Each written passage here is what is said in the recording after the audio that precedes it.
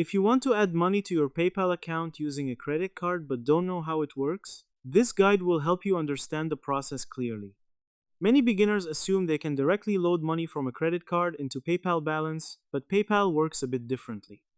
In this video, I'll explain the correct method step by step so you don't get confused.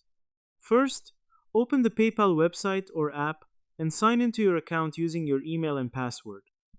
Once you're logged in, go to the Wallet section. This is where you can manage your link cards and bank accounts. Now, if your credit card is not already added, click on Link a Card and enter your card details such as card number, expiry date, and CVV. After adding it, your credit card will be available as a payment method. Here's the important part.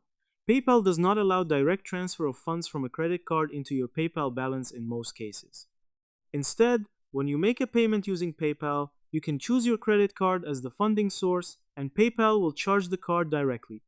If you want to add money to your PayPal balance, the usual method is by linking a bank account and transferring funds from it. Credit cards are mainly used for making payments, not for adding balance.